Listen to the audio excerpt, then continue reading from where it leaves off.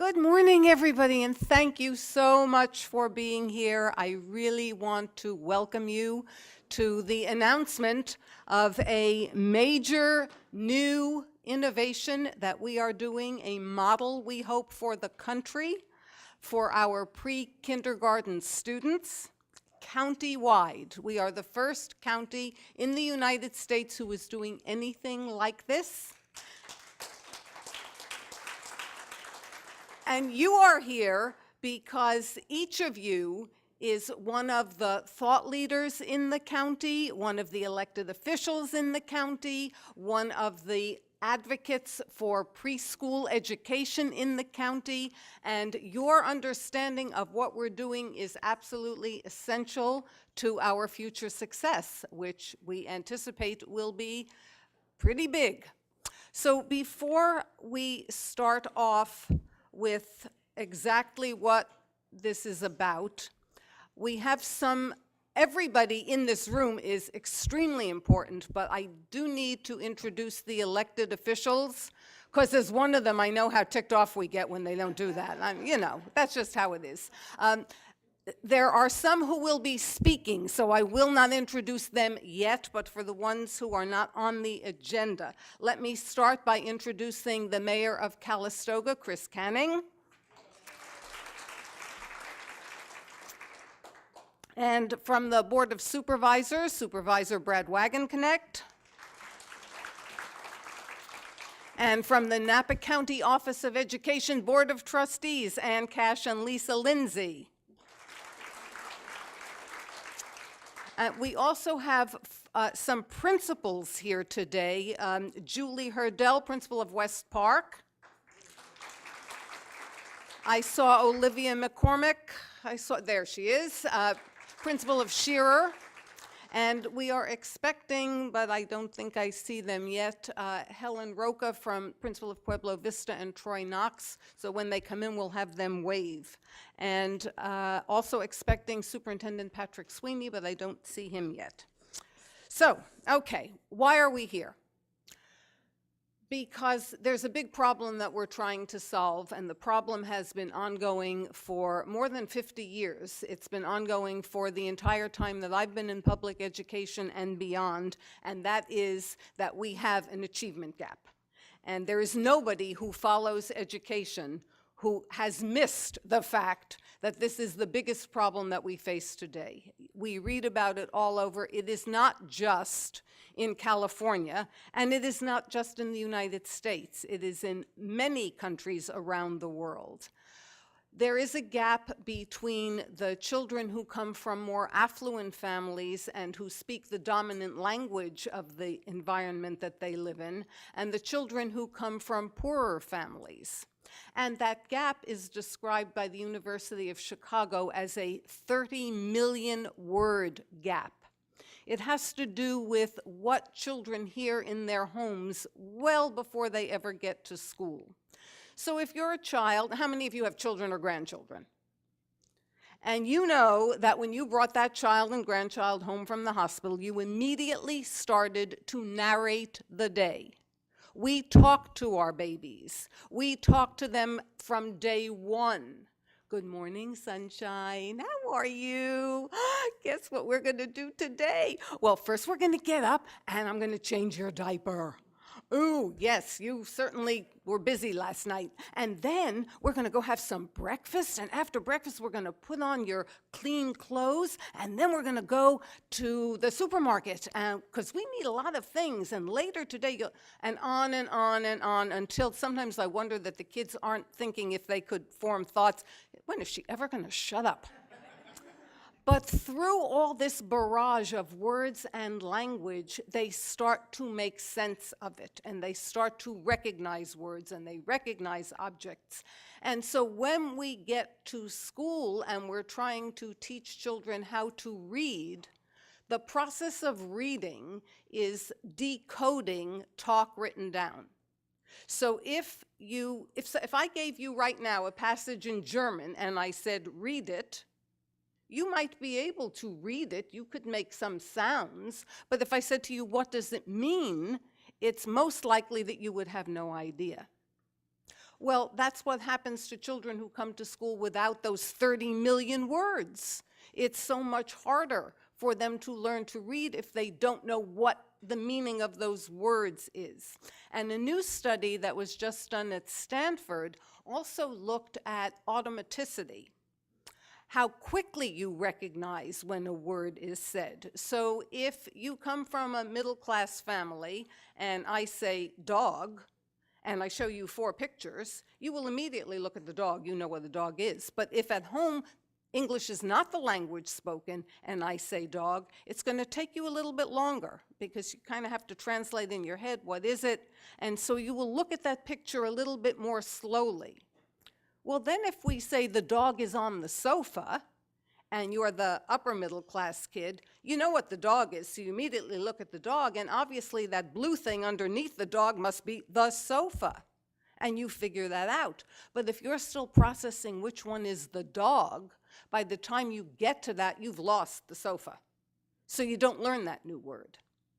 And that gap, by the time children are 18 months old, they already have a gap of several months. By the time they get to kindergarten, that gap is as much as 2 years. That's huge. That's huge. So when we talk about the achievement gap, and people say, the schools are doing a terrible job, look at that achievement gap, we're not thinking about the fact that the achievement gap comes with the children. And if you're a child in kindergarten and you're having trouble processing what's going on because they're trying to teach you, these days we're teaching you how to read and write, and you're writing 3 sentences and you're reading, if you're having a problem, school is not a fun place. And the last thing that we want to do to our little ones is to have them not like school when they first get there because it's hard. And there's a whole phenomenon about learned helplessness, and after a while you don't even bother to try because you know you can't do it. So the gap widens. And we know that a much larger percentage of kids who come from those homes are less likely to finish high school and less likely to go on to higher education. So it has a ripple effect throughout their lives. That's what we're here to try and help fix today. So if your parents don't speak English and perhaps don't read even in Spanish, then it's not likely that you're being read to at home. We read our kids' books all the time, nonstop. Sometimes I wonder about how many times we read books. I look at my daughter and her husband when they read to their kids. I used to read a bedtime story, maybe 2. I didn't read 8. I mean, the kids pile up the books. First this one, and then this one, and then that one. Like, what time are you planning to go to bed, children? Midnight? So they hear books all the time, and when they finish the book, they say, and again, until you want to take certain books and throw them in the trash, because I can't read that story anymore. Well, the other thing that's interesting about today's young children that I'm sure you've all noticed, one of the most prized possessions that they try to get their hands on is your smartphone or your tablet. This is not surprising because they want the toys that we want.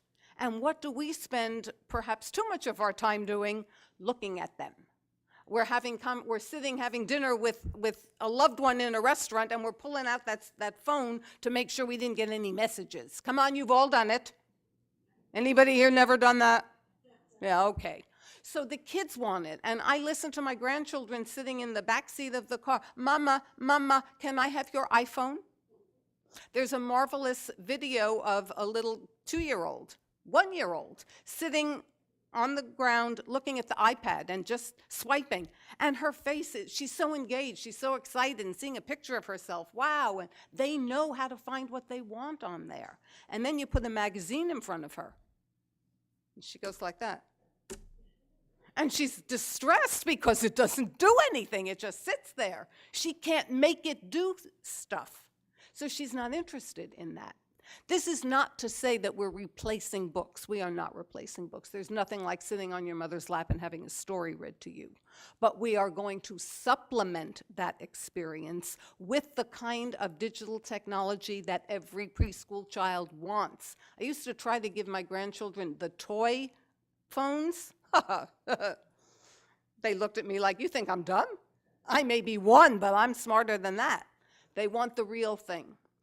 So what we have today is a program that was designed to be used on any technology, on iPhones and iPads and other tablets and computers and whatever you have. It doesn't matter. It is, what do they say? It's agnostic as far as technology is concerned. And that means that the children can have access to it 24/7. It was designed for exactly the problem that we talked about, to give children the opportunity to have stories read to them at any time, and the stories are in English and Spanish. So if you are a parent who doesn't necessarily read Spanish, you can listen to the story in Spanish and then click and listen to it in English. But what makes it so engaging for children is that they can control, by tapping the screen, things will happen. So if you're reading a story about a picnic, if I'm just reading a book and I say, and then the ants came to the picnic, well, okay, I can sort of picture that. But if you tap the screen, you'll get to see the ants marching up the hill towards the food. And there's music, which makes it even more enticing for little ones. So they want to hear that story again and again. They want to control that tablet again and again, and they are learning. When the child is in the supermarket waiting online for the bus to come, in the doctor's office, you can pull out your phone and that child can be listening to 3 or 4 stories. But it's not just stories, there are also games. One of the most fun games I just discovered on there is a color game. Now, kindergarten teachers, have we ever given our kids a worksheet and said, circle all the hats that are red? Yeah, we've done that. Okay, exciting? Not so much. Now, I want you to picture Lucy and Ethel in the candy factory with the conveyor belt. See, you're already having a good time just thinking about it. So what this does is the child gets to look at a palette of colors, and they tap the color they're interested in, red. And suddenly, hats go by on a conveyor belt, and some are red, and some are white, and blue, and purple, and they tap each time they see a red hat. So you are again developing that automaticity, and it's fun. So my 3-year-old likes to do that. She maxed it out the first time. For the 5-year-old, we speeded it up because you can do that too. Ethel and Lucy. So it goes a little faster. So that at different levels, you can increase your expertise and your ability to use this. There are word recognition, the Dolch sight words that they play whack-a-word instead of whack-a-mole. Lots of engaging and fun games, alphabet books, science books, this entire library, which we are now going to be giving at no cost to every family of preschool children in Napa County. Wow. So that's enough for me for right now, because we're going to tell you in a little while about exactly how it works and how they'll sign up, and we're going to have a training later today for teachers so that they can help families log on. We wanted everyone to know about it so you can get the word out to all the people that you touch and interact with, because in this room we have the county. We have the county, and we have a way of getting it out to everybody. So we have some very special friends with us today. And the first one who I am honored to introduce is our former state superintendent. I think most of you remember Delane Easton if you have been in California for a while. You probably remember that Delane Easton was the state superintendent for 2 terms, but Before that, she spent 4 terms in the state legislature as an assemblywoman, where she represented parts of Alameda and Santa Clara counties. Before that, she was the corporate manager for Pacific Telesis Group, and before that, she taught political science and women's studies. But when we think back to what Delane did while she was state superintendent, one of them was the adoption of high standards. Remember, we didn't have standards until then. We all kind of did our own thing, which was not such a good idea. She did class size reduction. Every kindergarten teacher who now has 30 kids in their class remembers the glory days when we had no more than 20 in our classes, and that made sense for kindergarten. She established the first California Educational Technology Task Force that did the first plan to increase student access to technology. And how many of you remember Net Day? Net Day, when we got volunteers in to wire our classrooms. That was back in the 90s, where we were actually pulling cable is what we were doing with the help of Silicon Valley. And she had the whole administration out here. And from Net Day, Al Gore went back, and that's how we got E-rate. So we owe her a huge debt of gratitude, and with great pleasure, Delane Easton.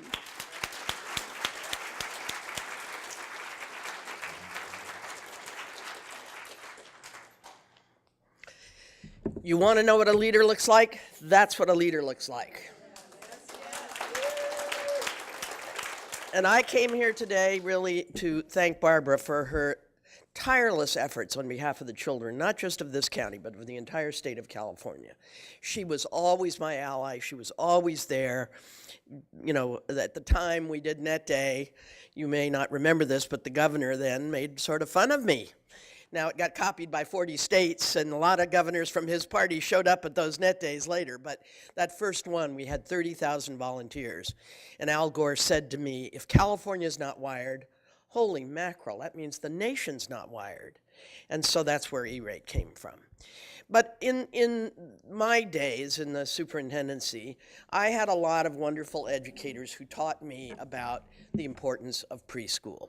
And I did have a universal preschool task force that we convened in '97. The report came out in '98.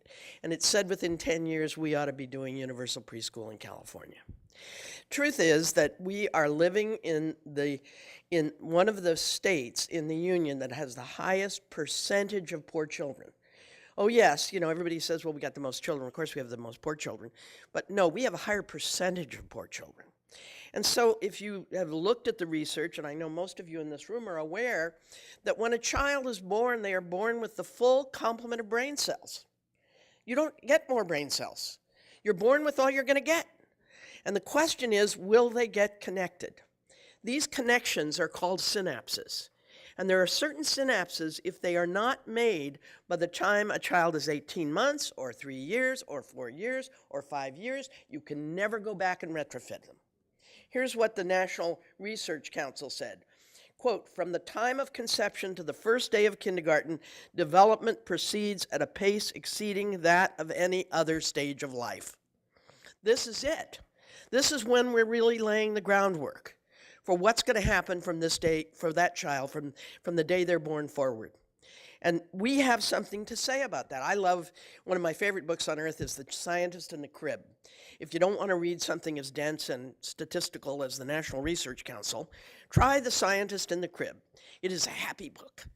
And this is what the authors say. They are pediatricians. The human baby's computational system is really a network, held together by language and love instead of by optic fiber. So what we're talking about is really the network of the child's brain that we are going to advance in very important ways in this Napa County effort. And I'm here to salute you. I have looked at a lot of the research. You know, when I first did the preschool task force, I used the Perry preschool study, which showed the return on investment was 7-to-1. As a corporate planner for one of the biggest companies in the country at the time, we looked at return on investment. I'm fond of saying that in Department of Finance, they know the cost of everything and the value of nothing.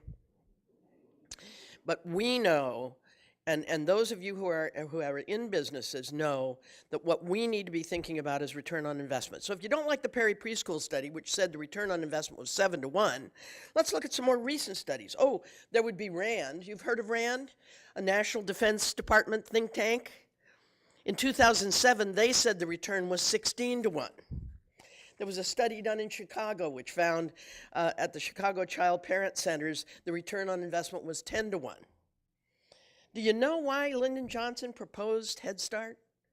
Because when he was I have one of my best friends, retired teacher, is living outside of Austin, Texas, and we went to see the LBJ Ranch.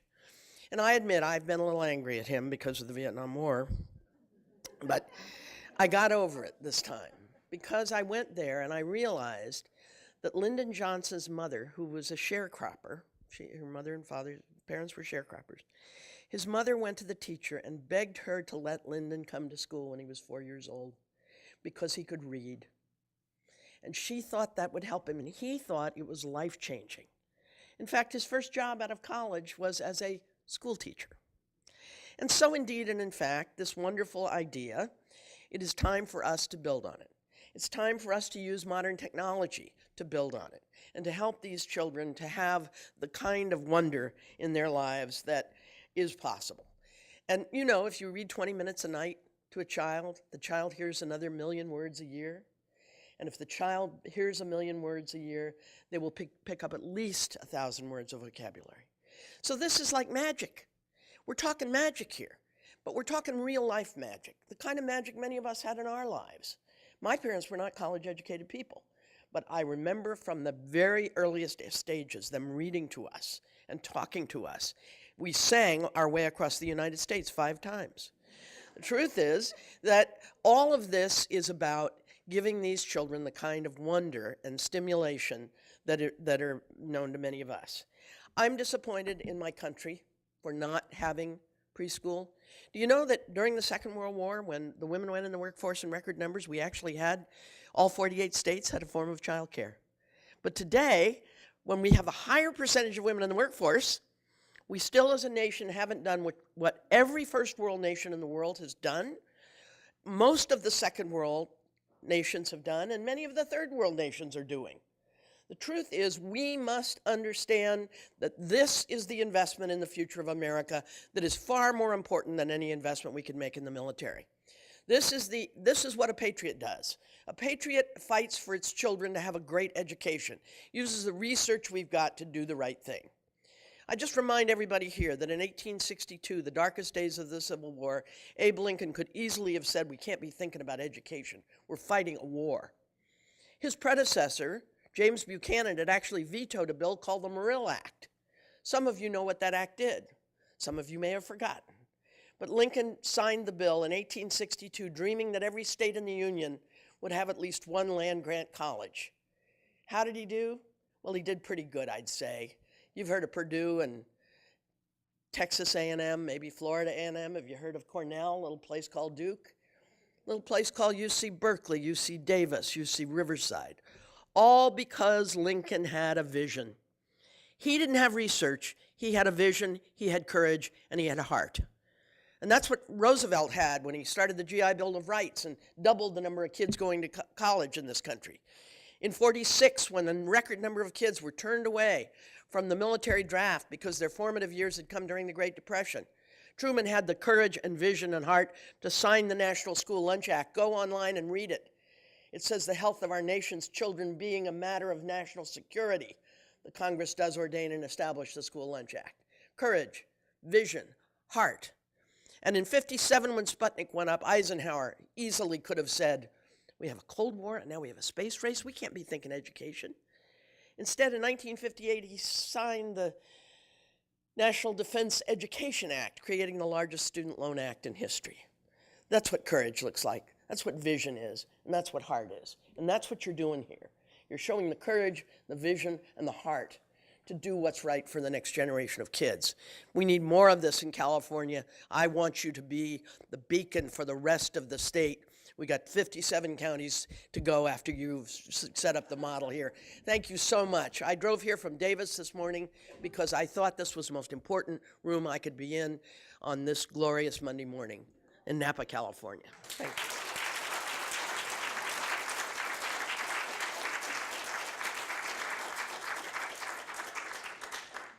I'd follow her any place. Oh my God. Thank you, Delane. Whoa. Let's talk about a call to action. Whew. We are very fortunate in Napa County that we are all so interrelated, and we all talk to each other all the time and work together, and we are all so focused on education and all understand how important it is. The next person I'm going to ask to say a few words is from the Board of Supervisors. Please welcome Keith Caldwell.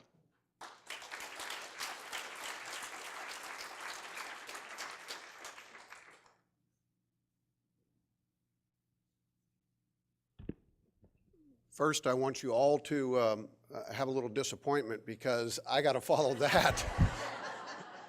That was incredible, and I just have to say that I was just very impressed with your knowledge and your dedication to this, and if we can all take a little piece of that back with us to our respective governing bodies, that would be great. Before I get started, please join me in wishing Supervisor Brad Wagenknecht happy birthday.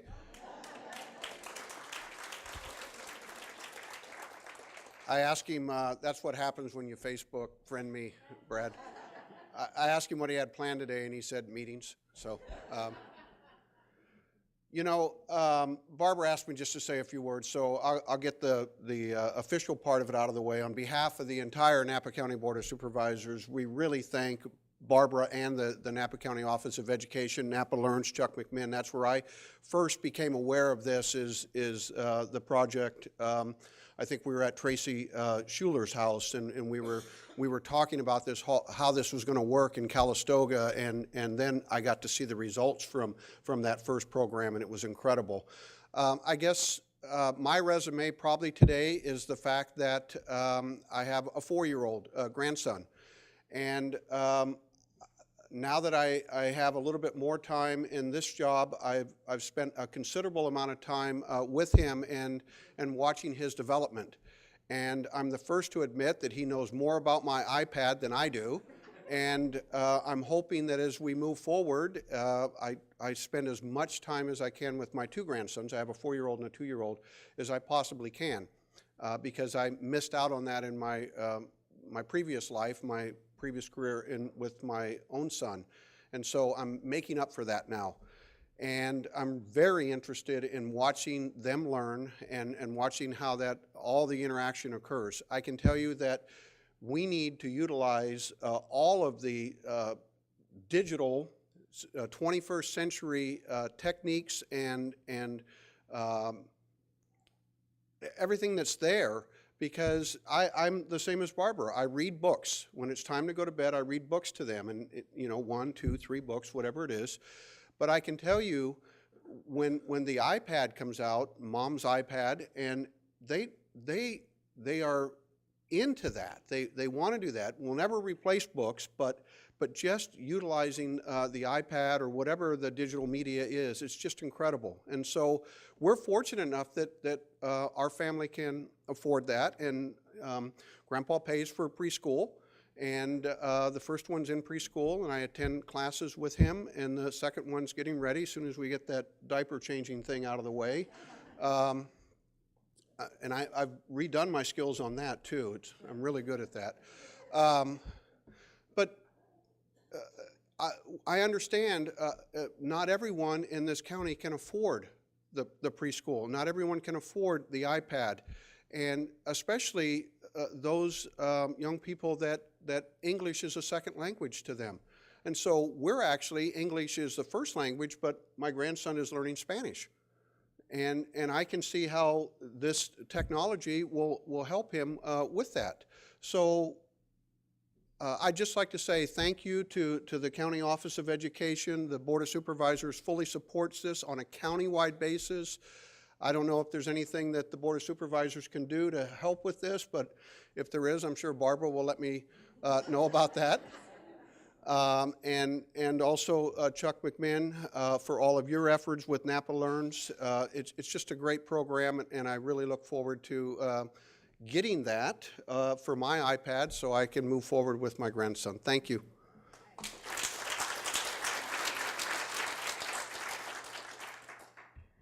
And in the world of interrelationships, our mayor, Jill Teckel, grandmother of twins, and former school board member, Napa Valley Unified, who's been involved in education for a very long time.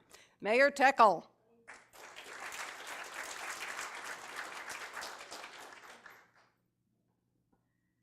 So yeah, it's nice to be here. You know, when I sit up here and see innovation, I'm not surprised. Napa has a long history of being innovative, and when I was on the school board, we started New Tech High School, and that was, you know, like, will that work, and will all the resources go there, and, you know, do we really need to take this kind of a leap forward?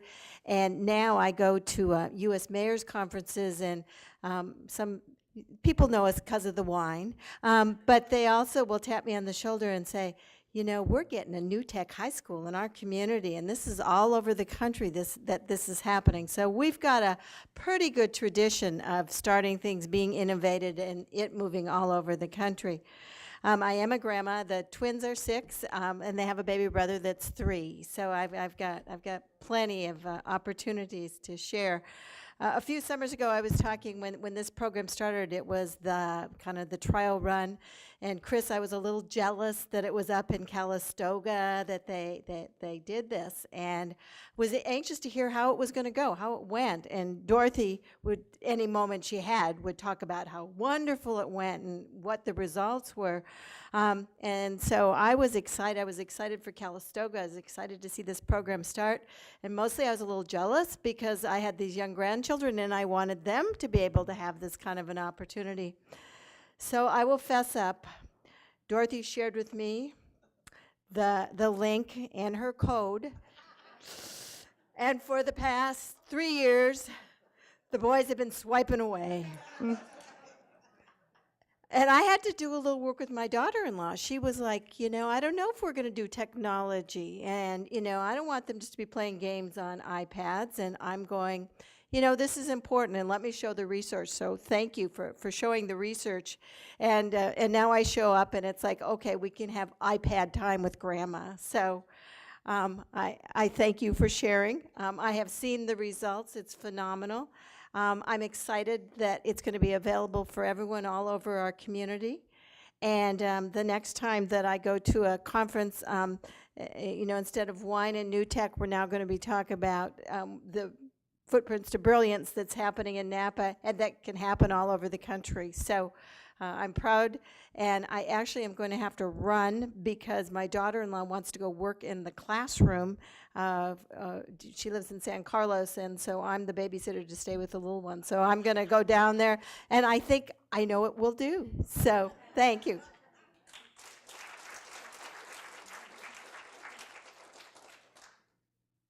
And we have a proclamation, and since I see a whole wall of them over there, and I got to speak, Barbara, can I just present this to you and Chuck and the folks that really put this together? It's one thing to do a trial project. It's another one, you know, you get the results. Whole nother thing to decide that you're going to provide for the whole county, all the children. It's an amazing gift, and we all thank you so much.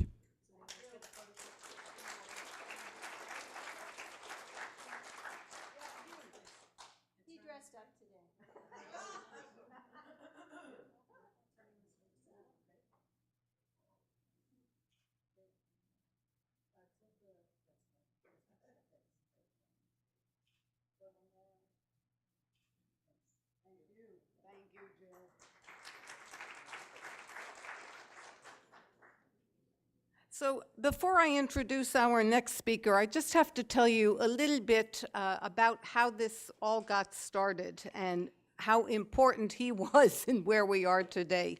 I had seen this particular application, and heard about it and heard about it and heard about it and went, yeah, you know, nothing could be that good. And then when I had a grandchild who was 2, I said, okay, prove it. Put it on my iPad, let's see what happens. And so I brought it to her house, and her parents are of the digital, yeah, don't think so. No screen time, no screen time. I read that study someplace. And I said, this is an experiment. Let's just try it. They don't own an iPad. I bring my iPad every 2 months for 3 days. That's about all they get to see it.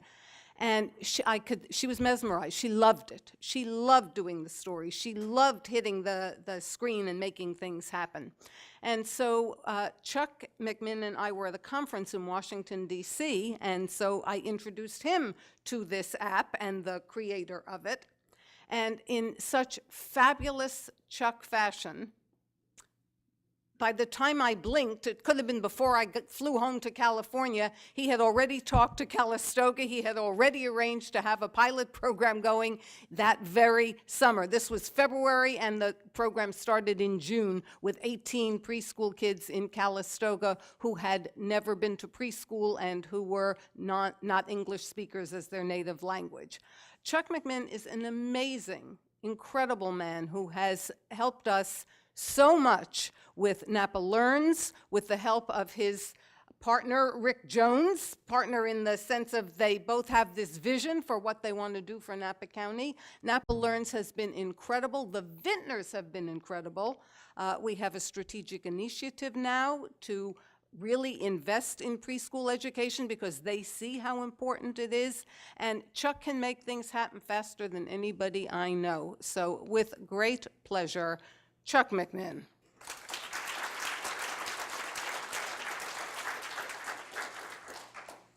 Thanks, Barbara.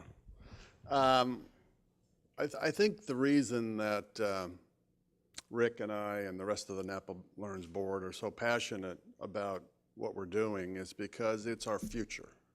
And I think unlike a lot of people in the United States who think of education as just one more investment, we really do think of it as, one more expense. We think of it as an investment in the future of our country. And, you all deal with the kids. I've been in high technology for 25 years, and I deal with the adults that they turn into. And I don't think we realize the disadvantage that we are increasingly at with those employees. I have personally had to shut down a 300-person technical support center in the middle of the United States and hire 600 people in India to do the work because the 300 people in the United States couldn't do it. About 80% of the engineering department at COVID, the company that I started most recently, were foreign born. They were green card holders. They did not come up through our education system. If you're a Fortune 500 company, there's an 80% chance that your tax return is prepared by analysts overseas. If you've had an X-ray in the last 5 years, there's more than a 50% chance that that X-ray is read outside the United States. So we are not competing well. We are not generating the kind of investment in education that is going to help our country to succeed. And we think, and worse than that, it's not a static problem. It's not a problem we just have to go from X to Y. We've actually had the goalposts moved on us in the last 20 years. In 1990, 2/3 of all the jobs in the United States required only a high school education. The projection for 2020 is that 2/3 of the jobs require at least a AA college degree or better. Right now, today, our entire system, our entire education system in the United States only produces about 1/3 of our students that get to that AA degree or better. So we are fundamentally undereducating 1/3 of the population of the United States. So this is not about another experiment here, another trial there. We have the skill to fix this. There are many different models of how to help to improve the educational process. What we seem to be lacking is the will to do it at scale. the will to say, we will take on every single student at every single grade level in an entire county and help them all to succeed. And that's why Napa Learns is here, to say that we have the will to help you to do what needs to be done. And so Footsteps to Brilliance and this program couldn't be more in keeping with what we want to do. We want to help every single child, every single preschooler in this valley to succeed, give every one of them a chance to be the best that they can be, and not forget about the 1/3 in the middle or the 1/3 at the bottom that we just don't have the resources to take care of. We're here to provide the resources, and one of the biggest things that we can do is to give a resource to each kid, to give a teacher to each kid. And that's what, in my view, technology brings. They're not as good as a real teacher, not by far, but they're better than no teacher, or better than 1/30th of a teacher's attention on any given day. And so that's where I think the role of what we're doing here today is to give kids a chance to have an amplifier of the teacher in a classroom, and at home to have an amplifier of the parents. There is no parent at home who says, I don't want my kid to succeed. They all want to. With what we're giving them here, we're giving all parents the opportunity to have a tool that's of superior and professional grade in the hands of that parent to help each and every one of those kids to succeed. And so it couldn't be a better day than helping every kid in Napa Valley. And Napa Learns is very proud to be a part of this. Thank you.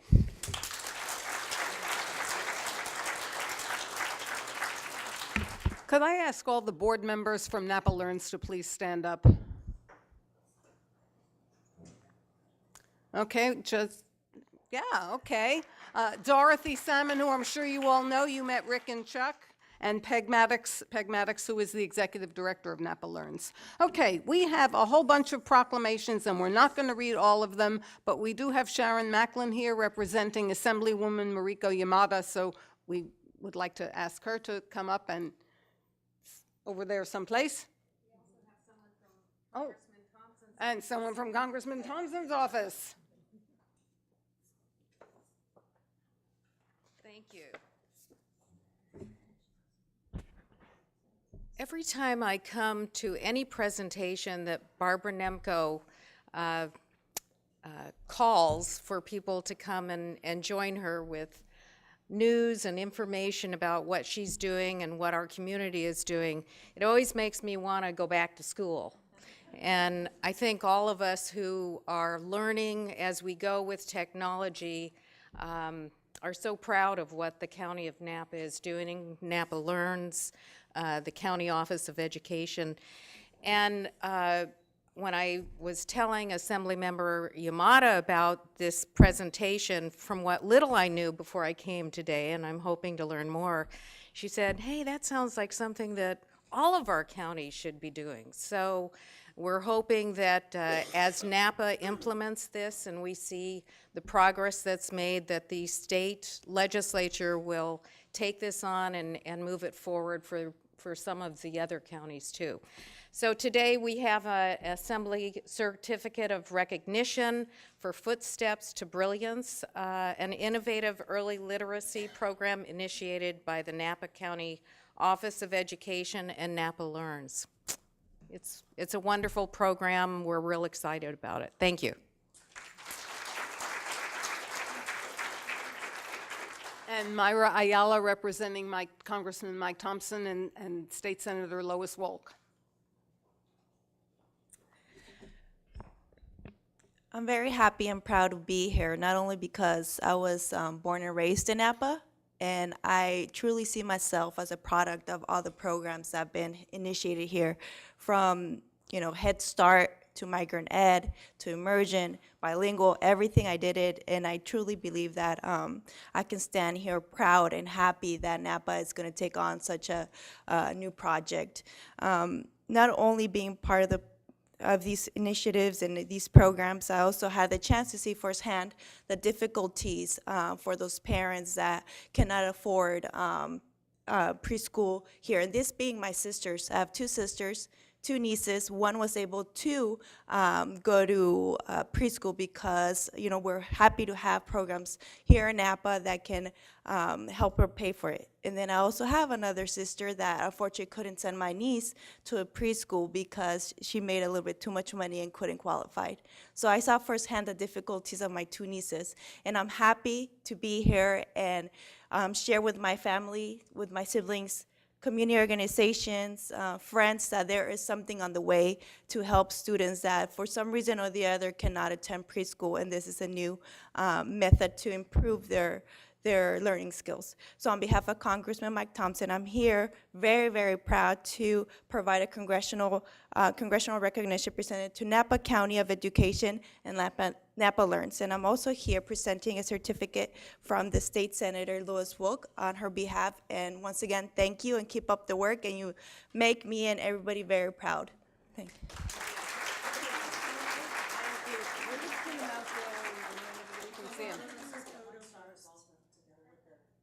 Okay. A brief photo, and we'll be right back. And this is the amazing Jana Waldinger, who also is on the Napa County Board of Trustees, but is a photographer in her professional life and who always volunteers to do this for us.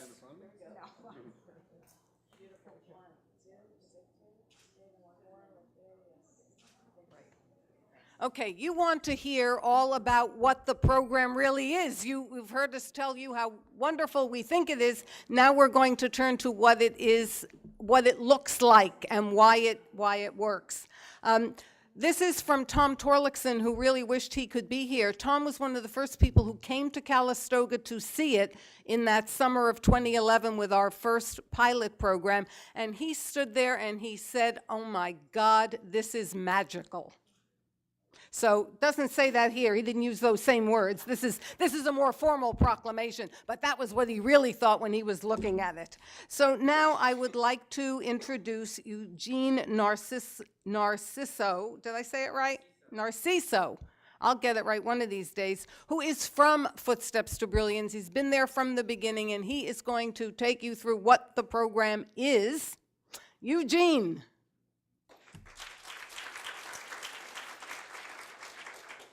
Good morning. I love it. I love it. Our offices are from Washington, D.C., so I get to meet a lot of people. Senator Feinstein, Senator Boxer sent regards to. What you are doing here is going to be not only the beacon for California, but really the model for the United States. I really want to applaud you for that effort. I'm one of the co-founders of Footsteps to Brilliance, and when we first got together, we said, what can we do that has never been done before? And our tech people got really scared. They said, okay, what's your vision? We said, we were dreaming of a day that we can flip a switch and any device that lived in the zip code can all get turned on. Stop it versus the Mac versus the PCs, online versus online. We wanted to turn it all on. They said it was impossible. And we proved them wrong. We got it done. And so what we have invented today is something truly transformative. We have what we call an early learning mobile game platform. And what this does, overnight we can flip a switch and any device can get turned on. Why is that important? Because 80% of parents own mobile devices today. And if you look at the research, that's also true of parents who are of poverty, parents of color. So the idea that we could really have an instant scale, instant infrastructure that we can turn on was something that we were truly excited about. And so then the next thing that we did was said, okay, if we have a device agnostic platform, we needed to think in real creative ways about how we engage with school systems. So we changed our mind about old licensing practices where we said one child, one access, and tell me who are the haves and who are going to be the have-nots. And we said, let's break those walls. If we truly invented a device-agnostic platform, let's turn it all on. Let's create a zip code, a citywide, a countywide structure so that we can turn on any child and we could scale quickly. So our model innovation city is all of that. Barbara talked about the 30 million word gap. Our research fundamentally supports that. And I just want to give you a quick video to describe the scale that we're talking about. As a superintendent of public schools, you know that students who do not read proficiently by 3rd grade are likely to drop out of school or end up in jail. While trying to address the 3rd grade reading dilemma, you're probably facing one or more of these challenges. Students with a 30 million word gap, parents who don't read to their children, inadequate funding, and changing student demographics. You know you need to do something differently, but you don't know what that is. Here's the good news. 80% of parents own mobile devices today. What if you could leverage these devices to make early learning solutions accessible to everyone in your school, district, and city? Well, now you can. Footsteps to Brilliance has invented a transformative mobile platform that allows you to create a model innovation city. What's a model innovation city? It's a turnkey, citywide literacy solution that allows you to cost-effectively scale educational apps to the entire city, provide parents with bilingual tools to become their children's first teachers, track real-time data to help every child succeed. How does a model innovation city work? Our unique platform instantly turns on every mobile device in your city. You don't spend money on additional hardware. You provide award-winning literacy curriculum to every family. You get results. To apply to become a Model Innovation City, go to modelinnovationcity.com. So, as you can see, the idea of overnight scale is something that is really getting me up in the morning saying we can make a difference. This is my co-founder and I. We've co-founded other companies before, and we've done a lot of great work. But this, Barbara, what we're doing here, really, I think that this is a model for the nation. One of the things that I want to tell you about is I get the pleasure, because of decades with working with school districts, to partner with the very best. Last year, we were with the National Superintendent of the Year. We're creating model innovation cities. But Barbara said, we got to think bigger here. It can't just be a city. It's got to be an entire county. So this is the very first model that we have that's county-wide, and you are leading the nation. So congratulations, Barbara. I'm going to introduce my colleague, Catherine DeRosa. She's actually going to get into the program so you can take a look at it live. We have our ABC Animals, which is 26 ebooks. That is a STEM series. So our ALP series is a fiction series, and our Alphabet Animals series is a nonfiction series. So 26 ebooks, one for every letter of the alphabet, and there's 40 additional games with that series. These are the games that Barbara was talking about. We have Whack-A-Word, which deals with the Dolch sight words, and as you can see, we have a different set of words for each of the grade levels from pre-K through grade 3. We have our colors game, which every time I do an implementation, I say the Lucy thing like you did too, with that conveyor belt. They get to choose and work on all the colors, and until they master a color, they have to stay on that color. So it will not progress them through to the next color if they haven't mastered that color. We also have uppercase and lowercase games in the form of See It, Catch It, and Funny Phonics. Those deal with letter names and letter sounds. So we'll get a chance to look at those hopefully in just a second. But it teaches, if they choose the letter B, it says B, bat. So they constantly hear the letter name and the letter sound. And then our Amaze games are letter sequencing. So it takes 3 letters at a time, A, B, C, and they work on those in sequence. We also have a new series that's not out yet. It's called Karaoke Nursery Rhymes, and this has 15 books. It has a record feature for the students, and it has 64 new games. This is absolutely wonderful. Of the 15 books, what happens is you open the book and it sings the nursery rhyme for them, and then on the consecutive pages, it breaks it down into a storybook format with all the same features as our other series. We also, in our programs, we also give lesson plans for the teachers. I was a teacher for 20 years before I became part of Footsteps to Brilliance, so I know we have to make it as easy as possible for teachers to use this program. They don't have the time. A lot of times sitting out in a training, they're looking at me like, really, lady, you are asking me to do one more thing and I don't have any time to do what I'm doing already.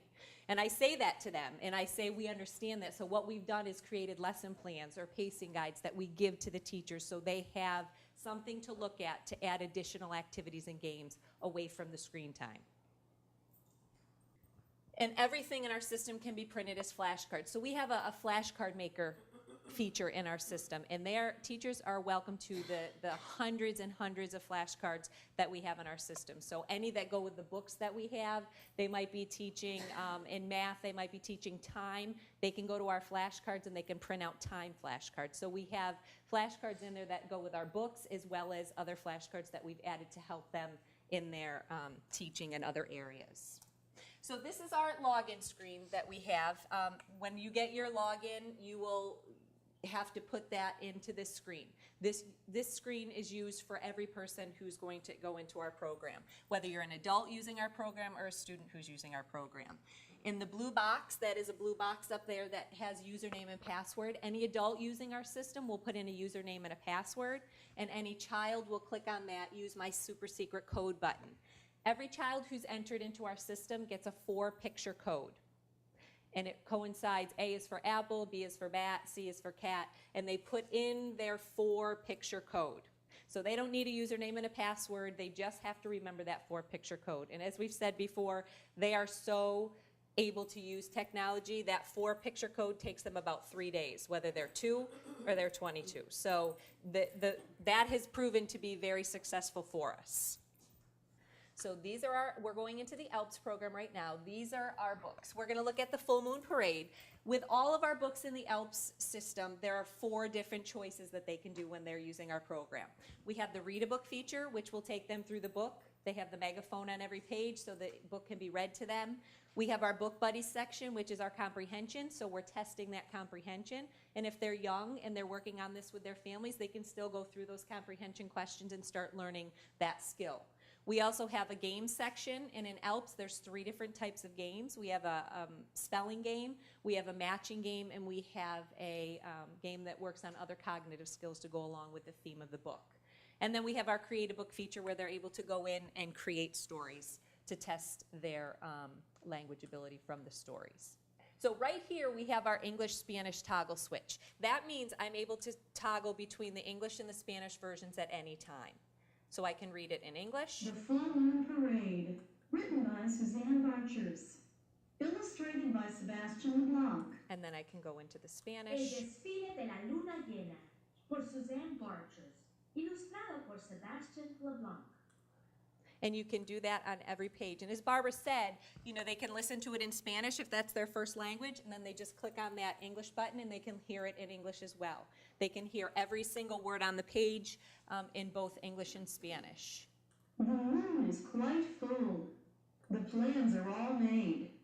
No one wants to miss the Full Moon Parade. So you're seeing some very important skills. We're teaching them that we read left to right. It's highlighting each of the words. You see that there's rhyming words on here. We also use Tier 2 words. So they're not only hearing those basic words that they need to learn to read, they're also hearing Tier 2 words that are more difficult, so they're getting that exposure and that experience with those.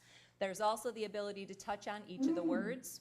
Plans So they can work on, I say to teachers, if you have a word wall, you can pull some of those words off the word wall, put them on cards, hand them out, and have them go through and touch on those words. So you're getting even more vocabulary than what is already in here. And all of our pictures are animated. Quiet out there.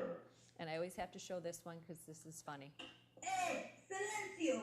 The kids love that. That's one of the kids' favorite for this book. So it continues to go through, and we can click on that megaphone button to have it read if they need to. They can touch on the different words. There's one of those Tier 2 words, creep.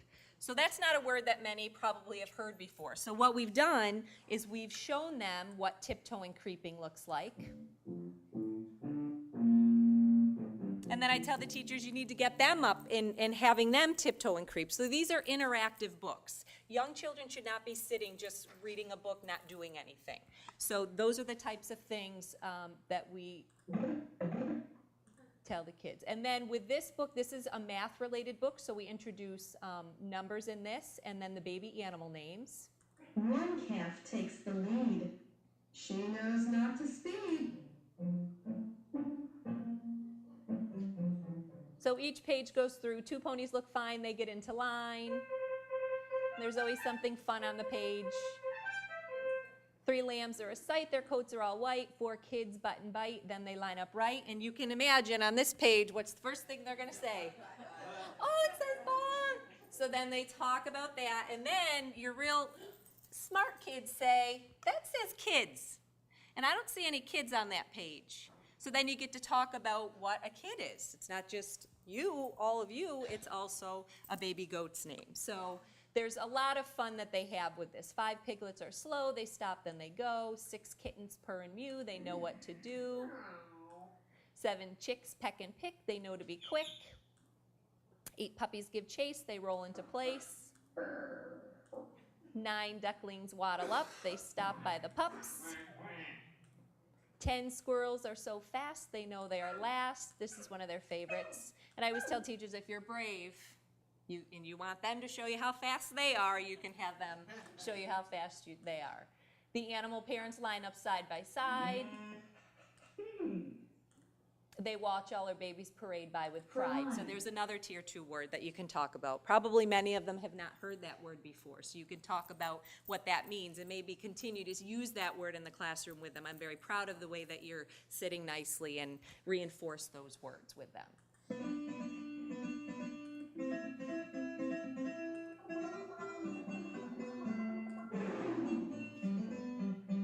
And then we get into the animal sounds. The horse goes neigh, the goats go ma. The pig goes oink, the sheep goes ba. The cow goes moo, the duck goes quack. What does that remind you of? Affleck. Yeah. The dog goes rough, the cat meows back. The squirrels and the hens dance with great glee. Then we get a little prediction in here. Then everyone stops. Who do they see?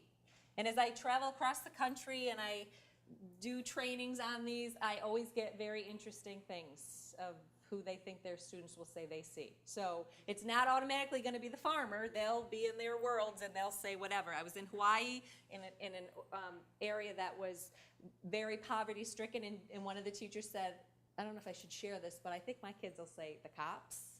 So you're going to get all different answers for this. So we ask them, who do they see? The farmer is standing right under the moon. Quiet, he shouts. It will be morning soon. Quiet. The moon is still full, but you won't hear a peep. Where are the animals? In their beds fast asleep. And you'll have some students that say, if they were just having a full moon parade, how can they be fast asleep already? And I say, oh, that's a good question. Let's look at their faces when we...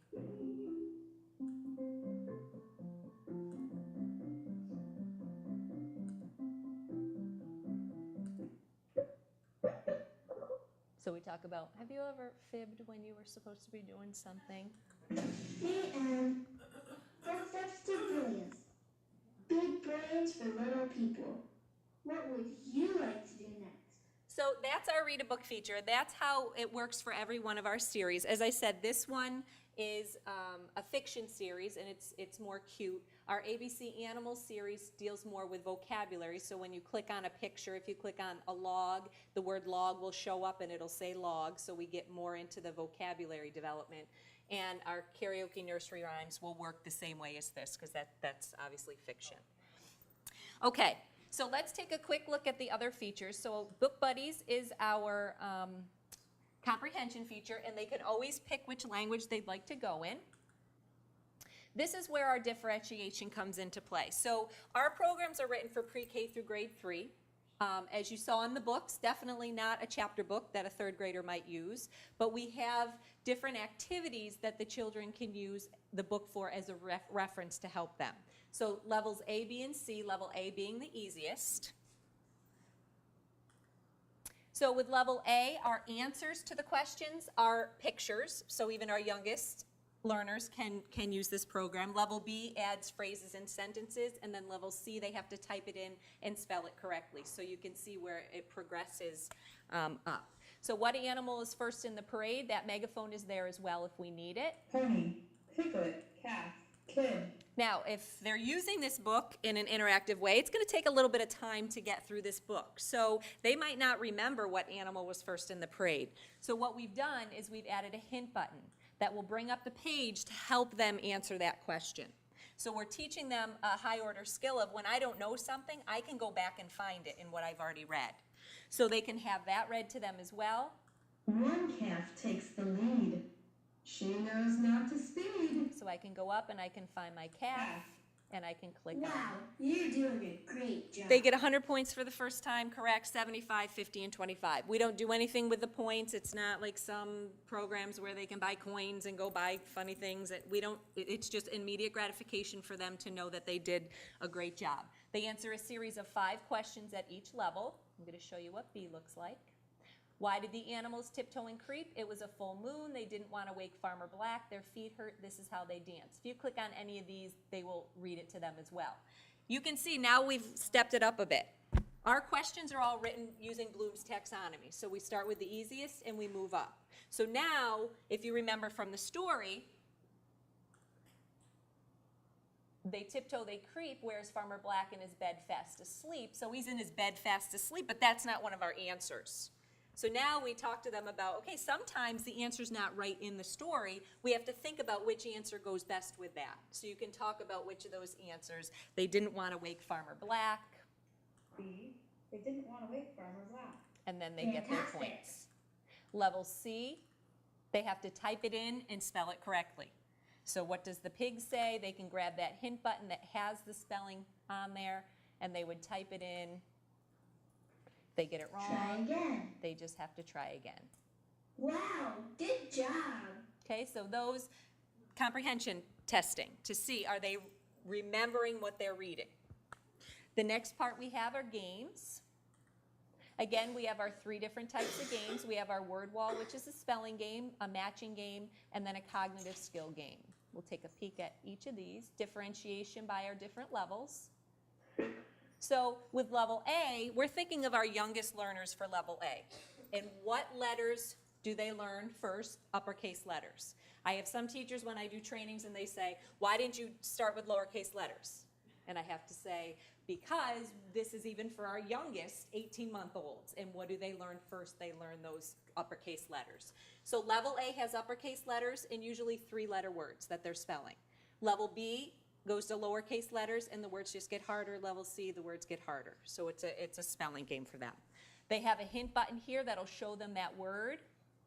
S-I-G, oops, try again. T, oops, try again. V, the letter you want is X. Here is X. X, wow, great job. And as someone had said earlier, it's a teacher too. So that Sherlock Mouse comes out and helps them find that right answer. They get a couple times to try to get it themselves, and then Sherlock Mouse comes out and helps them. So again, they'll answer 5 at each level, and then it'll move along. So they get a little harder and even harder. Mighty Matches is just like a memory game. Again, our differentiation. So we have at level A, they're just picture cards. Level B, it's a picture card and a word card, and they stay face up so they can make that association. And then level C, those cards get put face down. And this little button here is a good feature because it can increase the number of blocks that they have to solve. So some students may just stay with those picture cards for a long time by adding more blocks, and then when they're ready, they can move on to level B. Pony, kitten. Pony, pony. Kitten, kitten. And every time students are clicking on a word, seeing the picture, hearing the word, clicking on any of those words in the story, we're keeping a count of those words.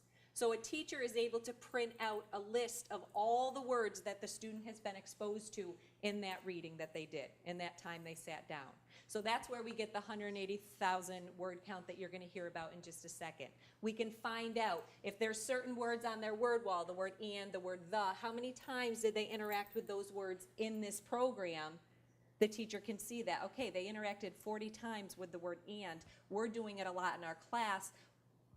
They're not getting it. We need to do something else to help them get that word. So we're keeping that continuous count. Level B, the word card and the picture card stay straight up so they can see it. And then they make that pairing.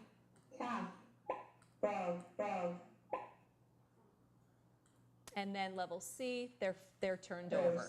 Horse. Okay? And with Picture Perfect, for this particular book, as I said, it was math concepts, so all of the games within the Picture Perfect for this book will be math related. We have a couple books that are math related, so those cognitive skills will be talked about in this. So which picture has 3 animals? 2, 3, 1, 4. So I find if I need that hint, shows me what 3 is. So they're getting that teaching there, and I can put it on. Great job. Pick a piece of the puzzle to be removed. So with this game, they have to do 9 different activities before they can move on to the next level. They choose one of the squares until they reveal the picture. Level B is adding, so now which picture has 2 + 2 animals, and level C is subtracting. So you can see the different skills that they get for that. How am I doing for time? Good? Okay, create a book. This is probably one of my favorite features. Create a book is available to them to write a story about what they just read. They can use the backgrounds and the characters that we give them for each of the books, or they can draw their own pictures to go with their story. Now, our youngest students, we can't expect them to sit there and tick, tick, tick, tick, tick, type in their story very nicely, but parents can work with them. I tell teachers when it's vacation week, give them an assignment that they have to read a book and they have to write a book together. Teachers can see that when they go into their reports because they're able to pull that child's account, print out the book, send it home, and they have a nice family book that they can use together. So with this, they're able to change the title.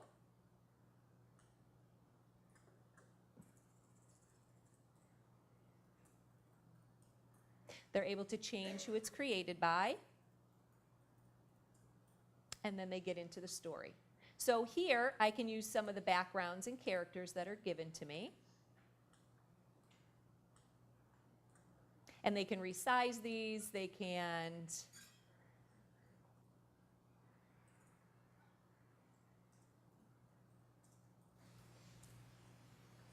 and then on another page, they can just do their own drawing if they want to. They can type what they want. And then they hit this done button and they have their book. So this shows you, this is an 8.5 by 11 sheet of paper, and there's 4 panels per page. So when you cut this out, they're going to have a little palm-sized book when it's put together. So their little hands have a nice little book. And one thing I'll say about the app, the way this works is you download the app from whatever app store you have for your device, and then you get a username and a password. You download those books and games. Once it's downloaded onto the device, you don't need to be in Wi-Fi to use it. So once everything is downloaded, you could go, that's why we say you could go to the grocery store, you could go to the doctor's office, wherever, use it. But at some point, you'll need to go into a Wi-Fi area, click on the app, and all the reports will upload. I don't know if you noticed on my sign-in screen, but there was a little note that said, you have 42 reports to be uploaded, connect to the internet. That's how you know. So if you have a device and you get that little message on the sign-in screen that says you have so many reports to upload, that just means walk into a Wi-Fi area, click on the app, and it'll start to upload. Okay? Because a lot of our schools don't have Wi-Fi in all the classrooms, so they have a location maybe in the office or in the library where they take those iPads once a week and they get all that information uploaded to our server. Okay, any other questions? Okay. Yeah. Now this is the fun part, I have to say, because we love this because we know the educational value, but to hear it from a teacher herself, to me, is really the story that tells the test of time. I'm just going to quickly share a 3-minute video that gives you an indication of what actually happened when we first started. The initial goal of the Summer Bridges program here in Calistoga is to help those children who've never been to preschool before be ready for kindergarten. I want you to take out your iPad, find our story called Wishes. But the more exciting part of the Summer Bridges program was the integration of technology for children that are very young. And that's been done through the use of the iPad. You may walk to your seats. What we did is we looked at the 1,000 most important vocabulary words that a child needs to succeed. And we then got famous children's authors to write books using those words. And then attached to every book, we ended up putting games that tested comprehension and developed skill sets, and even had children make variations on the book so that they would be using language to tell their own stories. They have the opportunity to watch me turn real pages, look at who the author is, find the beginning, find the end of a story. And then I'll show the children how a book on the iPad has many of those same characteristics. We've seen children in just 13 days be exposed to over 100,000 words. We've seen their comprehension rise by 20% when they're reading the books. The first week that we used a vocabulary app, the children had 11% correct in trying to answer a question. We reviewed that, so we're now about 8 days later, and the same child had a 70% correct rate of getting those vocabulary questions right. And I thought that kind of comprehension in 8 days is a phenomenal growth level. They're looking at the words, they're not reading yet, but they get to interface with the words, and they still get to answer the questions with fun icons and fill them in, and then they get instant feedback. I have been teaching kindergarten for 21 years. My thinking was, I'll probably be able to introduce one app a week for the kids, and I'll probably be able to do one digital storybook with the children a week, and that's about how far we will go. I quickly realized within the first 3 days of class that that was not a reality. The children were able to absorb at least 2 digital books a week that gave them a chance to do interactive play and vocabulary development. The first day I went to the class, I almost started crying because to see their involvement in the educational tools, the books, the games, which all had educational purpose, I realized at that point that something was happening beyond my wildest expectations. The parents have been coming in once a week for a full session, and they've been introduced to the iPads. They've been taught the different applications and technology that the children are learning. We are planning that for the rest of the summer that they're going to take the iPad home, and the parents can benefit, by using the internet, creating email accounts, and so, yeah, it will be a benefit for the whole family. To me, it's a model for the future of truly partnering resources to create a first-class experience for these children. Integrating technology for young children shouldn't even be a question anymore. It would be kind of like asking the question, should crayons and pencils belong in a classroom? The joy of learning can be restored by just bringing in a tool that's going to open the world up.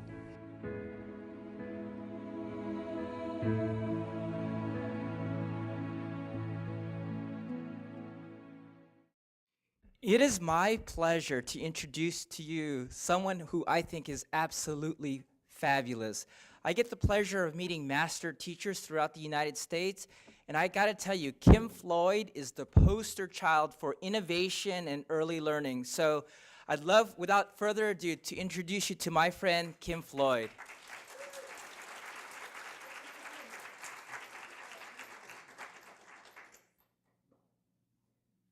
I must say ignorance is bliss, because when I walked into that program at Calistoga, I, on Friday, moved out of my classroom for the school year, had the weekend to set up a classroom, and started Monday morning. And I didn't have a lot of training with Footsteps to Brilliance. They said, here, go. I didn't have a lot of curriculum. I just was absolutely ignorant about where I was going and what would happen. But I knew I was having children who had never been to school, who did not speak English and I didn't speak Spanish. So I was on this great life adventure, but I believed in the power of technology for little kids. I believe that the most important grade level is kindergarten. And I believe, like Barbara said, that if kids do not love school when they start, that they can't love school later either. So for me, there were two things that I heard today. Barbara, you said kids need to love school and they need to come in and play. What Footsteps to Brilliance brought to that classroom was laughter. And when the kids, I did just like this. I put my books up there really big, and they would come and tap, and when things started dancing on the screen, we would all dance. And when they started laughing, the fear fell away, because they were ready to find out that school was going to be something great.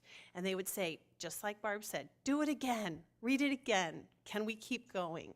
And that was in Spanish, and I don't speak Spanish. So those were wonderfully magical moments. Chuck, you said today, amplify. And I would say that technology does not replace a teacher. It's what teachers are going to be able to do with that. And so just setting an iPad and Footsteps in front of a child is not going to bring the magic moment. What's going to happen is when you're supporting your teachers and believing in them, and when the teachers get in there and realize the depth of the program. And Catherine, you didn't have a chance to share the data management part, but when you as a teacher on a weekend can sit on your sofa and in 5 minutes realize where your children have been by reviewing that data, and then the magical piece of the flashcard maker where you can go back and say, wait a minute, I really need my kids to learn these letters or learn these numbers.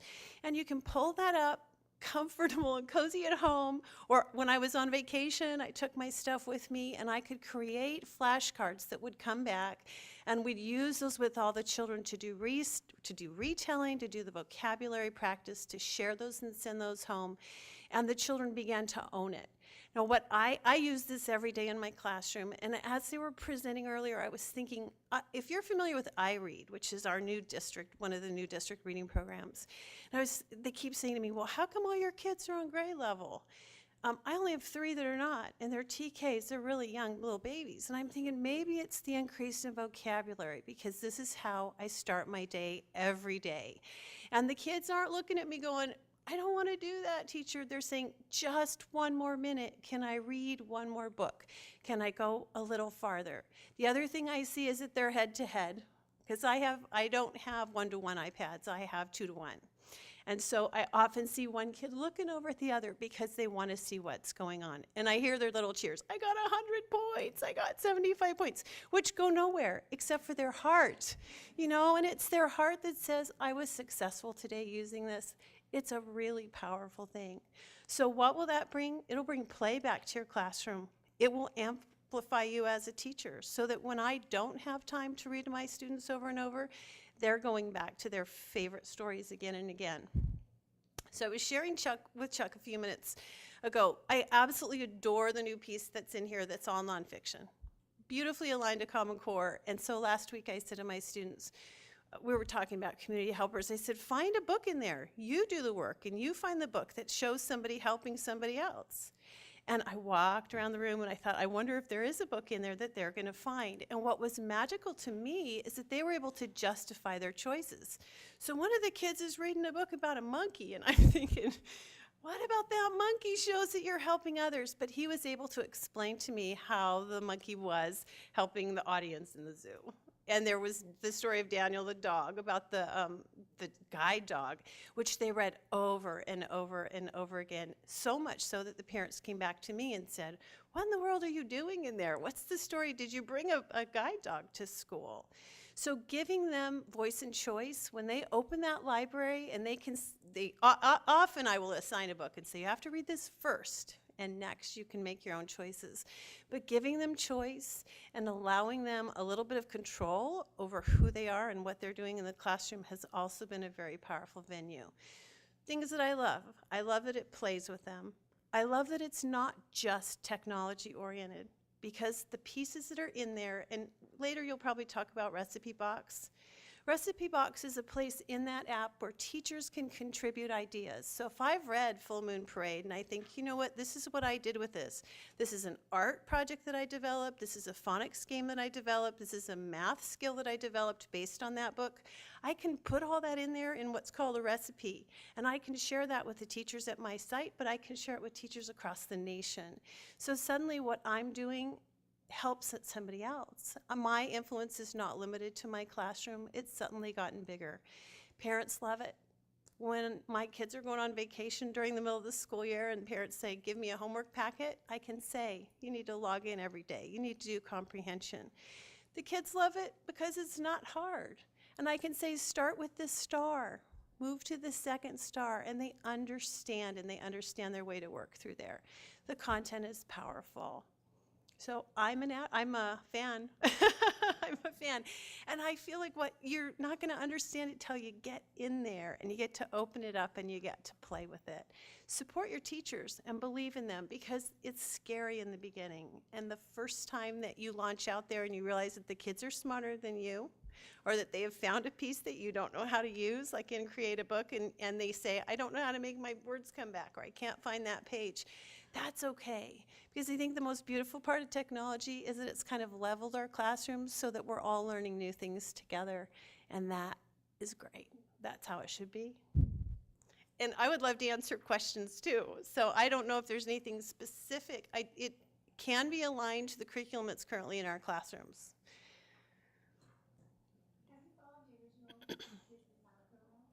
I haven't, no, but I'm still in contact with the teachers up there in Calistoga.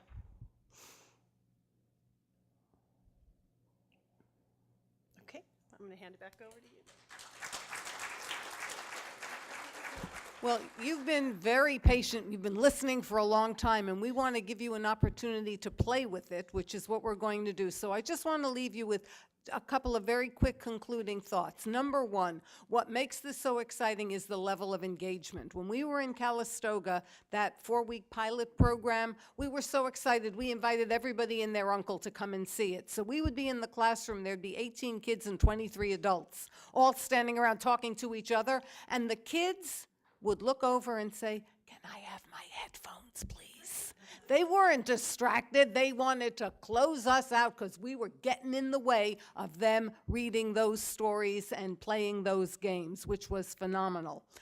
Second thing is we're going to, because you signed in and you gave us your email, you will get an email that will direct you to where you get your super secret code. So everybody in this room is going to have a super secret code and you will be able to log in.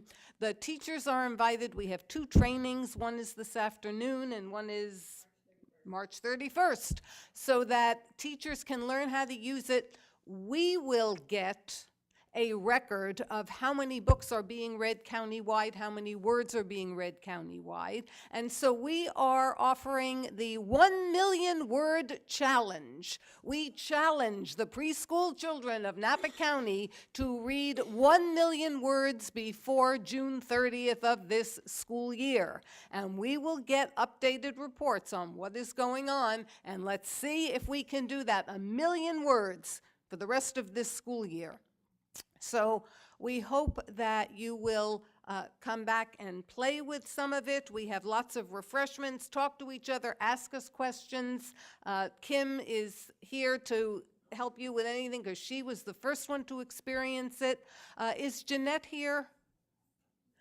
Jeanette is going to be our trainer for all of our 23 preschool classes, our 16 teachers. We have 4 iPads in every one of those classrooms as a center, and kids will spend 20 minutes a day getting to read the stories. Of course, my hope is next year we'll have 8 iPads in every classroom, and that kids will have more opportunity to do it. But tell your friends, tell everybody. We want everybody to log in and get their super secret code, and we are going to rock the world of preschool readiness for reading. Thank you for coming today, and thank you for helping us.